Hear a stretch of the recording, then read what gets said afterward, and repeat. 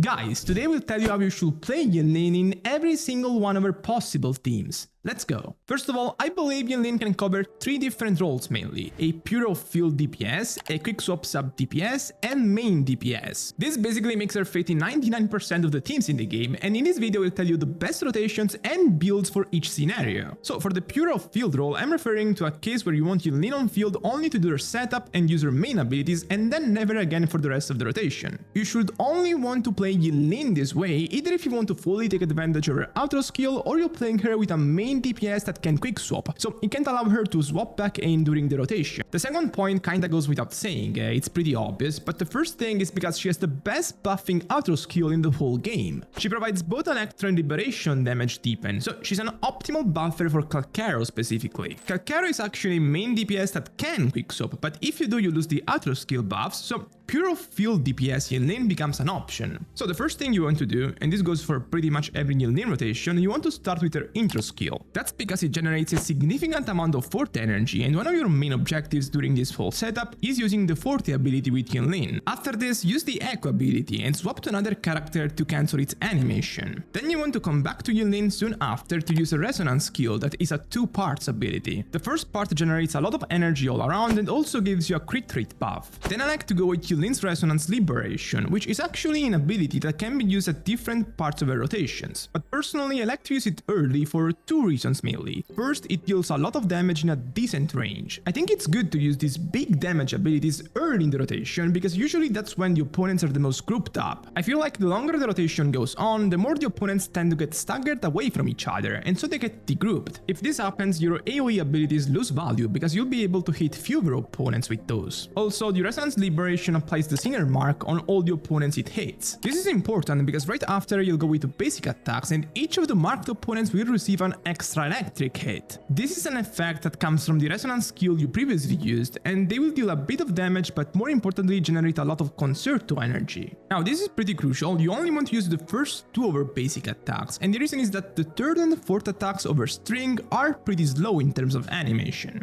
So you go 2 basic attacks and then the second part of a resonance skill, which again is a pretty slow animation, so you want to cancel it by swapping out. Then, after you come back to Yinlin again, you use 2 basic attacks, and at this point both her Concerto bar and the Forte bar should be completely filled. So you use the Forte ability and you swap cancel it to finally end Yinlin's rotation. The ability is a really wide range attack that, other than dealing damage, will also transform the Sinner mark on all the opponents it hits to a punishment mark. This mark will then generate coordinated attacks from Yinlin for the rest of the rotation, so it's quite a big deal. And in this regard, this is where it's interesting to talk about some modifications you can make to this core rotation, because the Sinner mark gets cancelled every time you swap out with Yinlin, which means that for the rotation I've explained, the only way you have to reapply the Sinner mark before you use the Forte attack are the 2 basic attacks you used in the last window. And since if you're facing a lot of opponents, the basic attacks might not be enough to apply the mark on all of them, this is where using the Liberation later in the rotation gains more merit. So 2 basic attacks, then the Liberation and then the Forte attack to apply the mark on as many opponents as possible.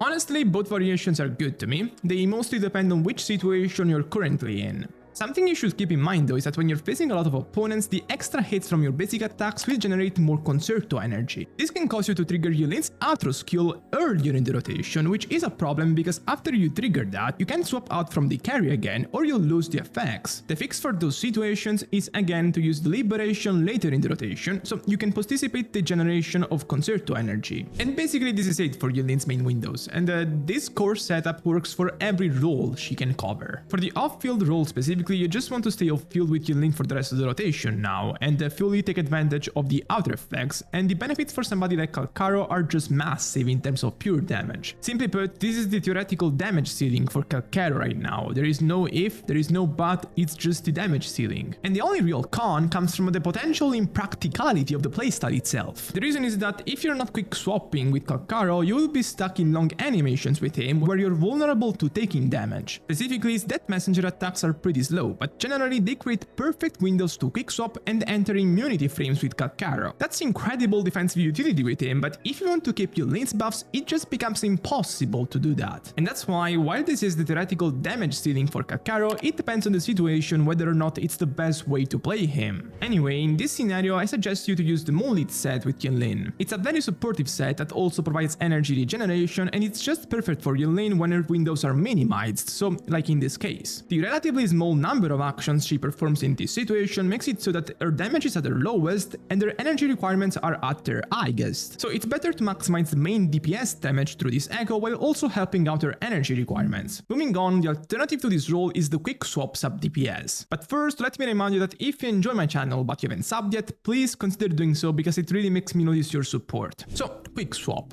The premise is kinda the same as before, because you still want to use those abilities to get the Forte out, the Liberation out, and so on. So the first part of the rotation is kind of the same, except you don't really care about when the Concerto bar fills, because the outer effects won't be that important for your team damage. If you're using Calcaro as your main DPS, it's nice if you can time the outro trigger for when it uses the Liberation, because at least you can get some damage amp for that first step messenger attack, but otherwise it's not really that important. And for the rest of the actions, on every quick swap window from your main carry you want to swap back to Yinlin again to either use a resonance skill or her basic attacks. Those windows can vary in how big they are, and depending on that it also changes what you can do with Yinlin on field. However, what really matters here is that you can use a second resonance skill in about every scenario compared to the pure off-field role. This is great because Yinlin's resonance skill generates a lot of energy, and so using 2 in a rotation really alleviates your energy requirements. So regardless of how many basic attacks you can use with her while quick swapping, the fact you can use a second skill really opens up her offensive options in terms of building. In this scenario, she also generates more Forte energy, which means that in every rotation after the first, she will start with more build-up. This allows her to have tighter windows and faster execution time. Regarding what main DPS works best with her in this case, I have to be honest, I haven't tried every unit fully yet, so I don't have a full picture, but I tried Calcaro and Encore a lot. With Calcaro it's pretty comfy because it's very slow in terms of animations, and so his quick swap windows are pretty long, so you can swap to Yinlin to do her thing quite swiftly. With Encore it's trickier, because during her Liberation she only has quick swap windows on her 3rd and 4th basic attacks, and these windows are very tiny, so you really want to minimize the amount of basic attacks you do with Yinlin here, and honestly it's very easy to mess it up. But as I mentioned earlier, the benefits are considerable, so if you can master it, it's worth it. In terms of builds, compared to the pure off-field role, her damage gets higher and their energy requirements get lower, and so the Void Thunder set becomes a really competitive option with the Moonlit set. Moonlit is still great if your main DPS is dealing a lot of damage and you want to maximize that, but with the Void Thunder set, Yinlin's damage really skyrockets. So it depends on your main DPS, your Yinlin investment, a lot of things really. Lastly, her main DPS role, and this is pretty interesting because Yinlin doesn't really have what it takes to be a main carry of a team. Unlike Jiyan, Calcaro, and Encore, she doesn't really have a special stance that allows her to deal more damage while she's on field. But in return, what she has is a lot of quick swap windows during her basic attacks that allow for the presence of a sub DPS that can also quick swap. Specifically, her 3rd and 4th basic attacks have long animations that can be cancelled. So every 3rd basic attack you can swap to a sub DPS to do something else, and then back to Yinlin again to repeat that. The core setup is still the same as what it was for the pure off-field role, so the first part of the rotation is the same as that. And the second part is characterized by these sequences of 3 basic attack swap, 3 basic attack swap, 3 basic attack swap, and so on. Of course, you also want to use the resonance skill when you have it ready, and you're good to go. This fits well characters that can cover the burst sub DPS role, so like Anchor, Havoc MC,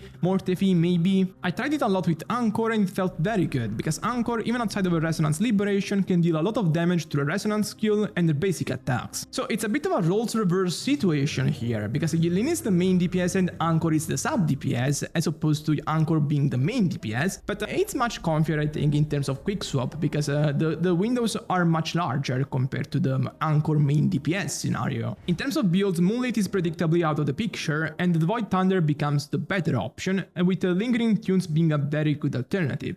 And I'm done for today. If you enjoyed this video, remember to subscribe and also go check the other guides I made on my channel. Bye bye.